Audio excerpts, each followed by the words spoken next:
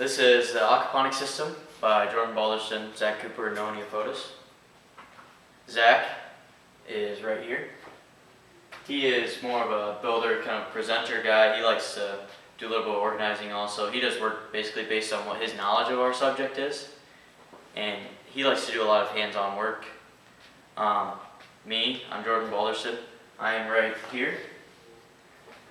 I'm kind of a well-rounded person. I help in a lot of the aspects that we were involved in, and I do a lot of our computer work. I help keep everyone in line with their jobs and tasks. This is Noah Neophotis, and he's a talker and a hands-on worker as well, and he kind of likes to help organize meetings with the higher-up people, and he's got a lot of knowledge about science and about the fish part of it. Some of our discussion topics are like our aquaponics system itself, what it is, what we use it for, problems that we faced, how we solve them, feedback that we've received, and current progress and what we plan to do next.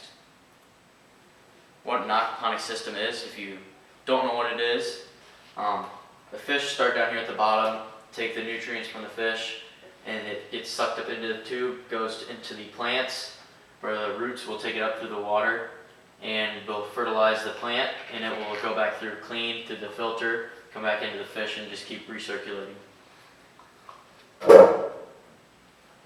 Our need for our system is that we have all these parts out in the greenhouse. We have everything ready for it, but we just don't have nobody's put it up yet. So we also would like to kind of help teach people about it, and we want to have agriculture in our school and community. And not just agriculture, but aquaculture. And it's year-round, and it runs, unlike other systems, on more of a water-based. And not much economic limitations because most of our materials are there.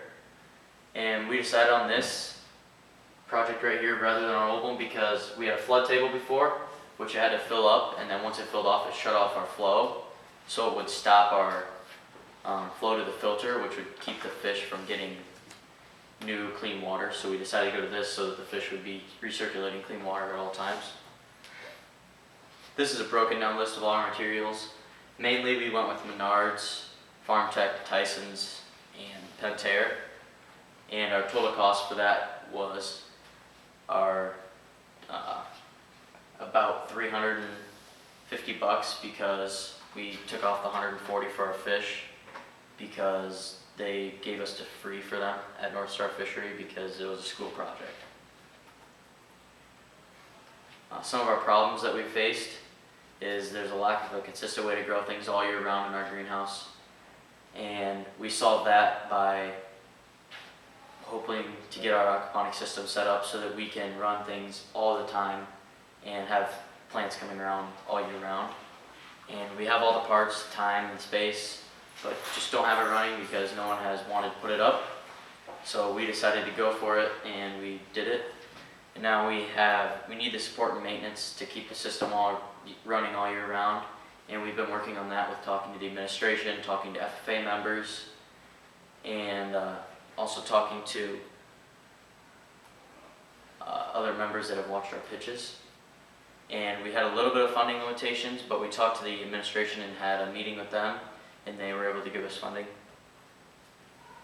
We had a problem with our flow for a while, like I talked about earlier, and once Noah joined our group, he helped us a lot with that because he found a pump that we had that had the perfect amount of output of water to go into our filter that would keep it the same height the whole time. A lot of science went into that for him because that's the kind of thing that he enjoys to do. And we also had a problem with our fish dying due to an oxygen deficiency, which kept them all on the bottom because there was not enough air bubbles coming through, so we had to add another oxygenator. We also had a shorted out pump that electrocuted a lot of our fish because the wires got split and they were all shocked out, so we had to remove that pump and get a different pump in there to add so that we didn't go back to the oxygen deficiency problem.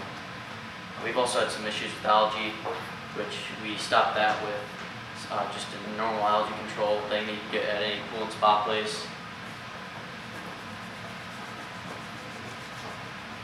So the customer discovery and our feedback, we have talked to about 35 people, and we visited Vinton Shellsburg first because those were people that were near us that we knew about, and they had told us about how catfish work well in a system and told us about the piping that we would go work.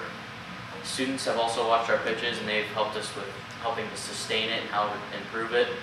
Mr. Casper and Dr. Trimble have also helped us with influencing us to take things down step by step, slow down a little bit.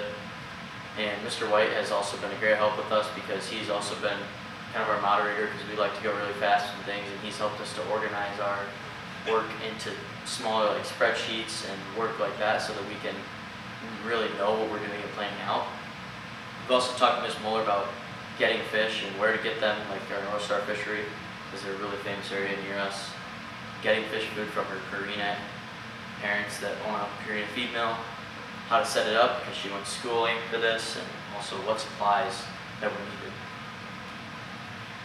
North Star Fishery, like I talked about, the guy that owned it was really generous in giving us the fish for free, but he also gave us a lot of insight on the correct flow of like water that they needed, the correct temperature, gave us some food options and ideas, and also helped us with just general care of them, keep them from getting sick. And we've also talked to a lot of FFA members at a meeting because we wanted to know if we wanted to do a fish fry, what kind of plants to plant, and so we ended up talking about that a lot to discover how this is going to work with the FFA. Another more key partners, Mr. White, who's our advisor, supervisor, and our planner. The administration, who's given us funding and advice. Ms. Mueller, who knows a lot about our project and helped us with checking water to figure out that we had an oxygen deficiency, and helping us choose plants, and also NARS, North Star, and Tyson's, and Pantera for all the supplies that we got for them and the fish. So our next step, we hope to keep the system running, continue finishing plants, continue care for our fish, introduce our vegetation, and find the perfect way to circulate the air and water to keep the fish growing well, and try to talk to teachers to get this into classes and in the lunchroom. We've learned how to construct our meetings. We've learned how to gather feedback from a lot of people, designing and blueprinting something, how to work within a group, also getting through our roadblocks, like not being in the same class as people and stuff like that. Best tactics to spread awareness is what we plan to learn. Also, how to build and construct something with old parts, caring for the fish and keep them in a natural state to be okay, and introducing it to teachers so that they can get the system into their classes. And this is a picture of our system, like I explained, how water will come through this into our system down here, take the smaller grains material and take it back into the system. Our pipes will take they have about a 1-inch pitch that will take the water through the plants back into the system so that the fish never lose water. So basically, in conclusion, our aquaponics system is in our greenhouse, so it would give us an efficient, economical way to raise and grow vegetation. We're in the process of caring for fish and have our whole system together and are deciding on plants to grow and the fish are of our correct size. And what could you need from us to get this into classes and also other programs in the area for our community? And do you believe this is a sustainable solution? And what other advice do you have? Thank you.